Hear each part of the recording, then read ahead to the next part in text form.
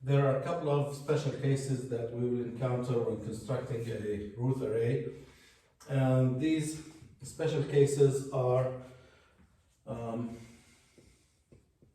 special case 1 was a 0 and the first column. Now, why is this a special case? When constructing the Routh array, we are always dividing by some element in the first column of the Routh array. So if I have a 0 in the first column, what I will have that this will lead to division by 0.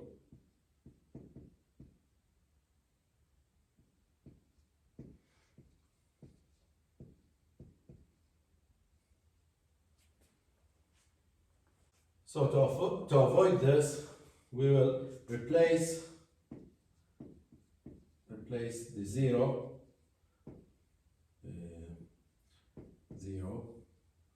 by a very small number or small value, and let's call it epsilon, and then proceed with the same approach to determine the rest of the Routh array. For example, if we have a polynomial Q of S equals S power 4 plus S3 plus 2S squared plus 2S plus 3 is a fourth order polynomial. Now, the Routh array starts from the highest power, S power 4, and goes down one step at a time, S3, 2, 1, and 0. And let's complete the rows. The first power of S4 here is 1. So we'll skip power 4 and go to power 2, and the coefficient is 2. Skip power 1 and then go to power 0, and the coefficient is 3. And there are no more coefficients here. S cubed, the coefficient is 1.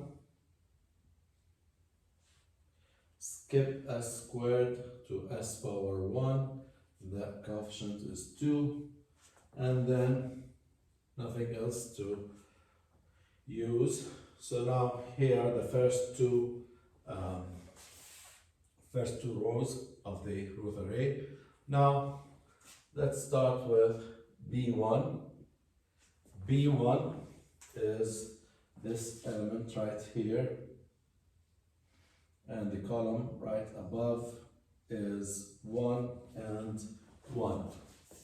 So I will have -1, the standard form, and then 1, 1, and the 1 goes out here. And then the following column that follows is 2 and 2.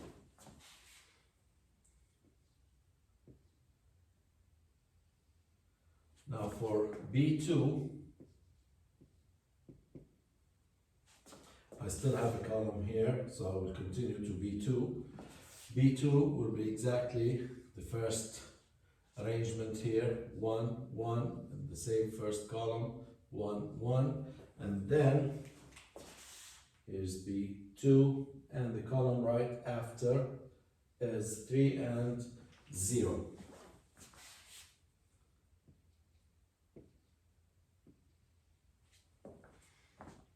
So now let's determine B1 and B2. B1 is 2 minus 2, that's 0, so B1 is going to be 0. B2 is 0, -3, negative, so that becomes a 3. So we'll have a 0 and 3. Now, C1, negative 1 divided by, now, here's C1, and the column right above C1 is 1 and 0. And the 0 goes out here, and here we have a division by 0, so we cannot proceed in the standard way. So what are we going to do here? I'm going to cross out this 0 and replace it by epsilon, a small value. So this becomes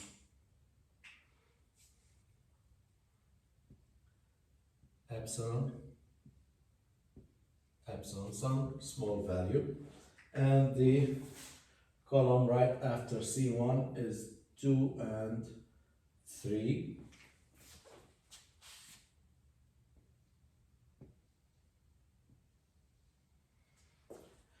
C2, we don't have a C2 because the following column is 0 and 0, so that ends it.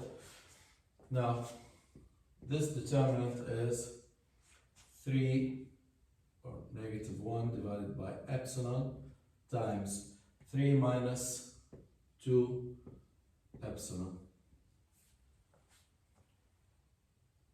Now, you can look at it in two ways. Epsilon is a very, very small number that approaches 0. So 3 minus 2 epsilon is 3. So that becomes negative 3 divided by epsilon. 3 minus a very, very small number, it remains as 3 divided by epsilon.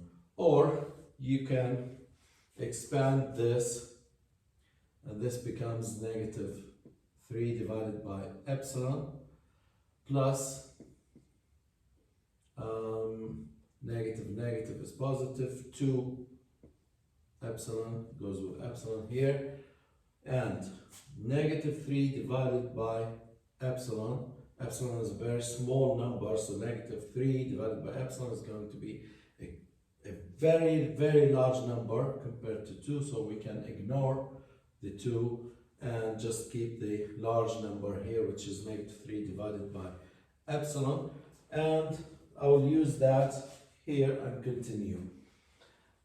Negative 3 divided by epsilon, and move on to D1. D1 is negative 1, and the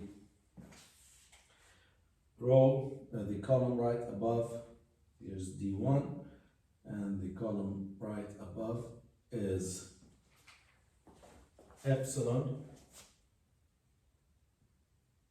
and negative 3 divided by epsilon, this goes out here, negative 3 divided by epsilon, and the column that follows is 3 and 0.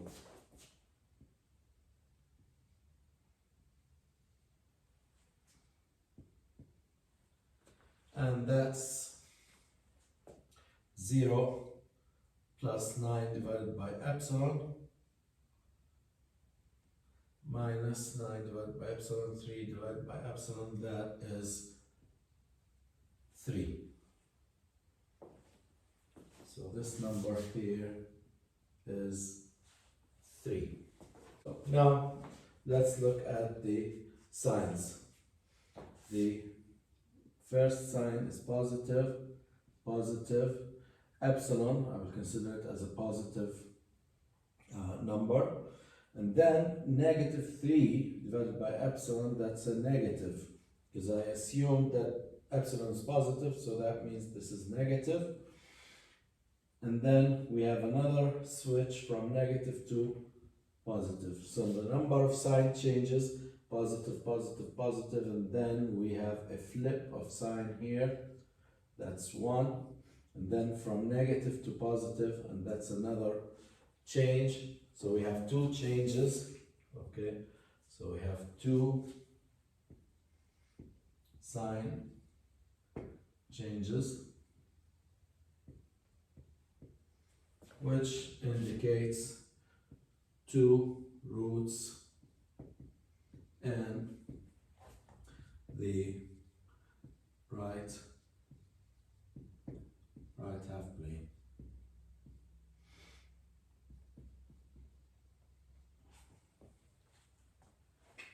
Okay, so whenever we have a 0 in the first column of a Routh array, that's going to cause a division by 0. So to avoid this division by 0, I will replace the 0 by a value, epsilon. Epsilon is a very, very small value, and continue with the derivation, and then look for sign changes.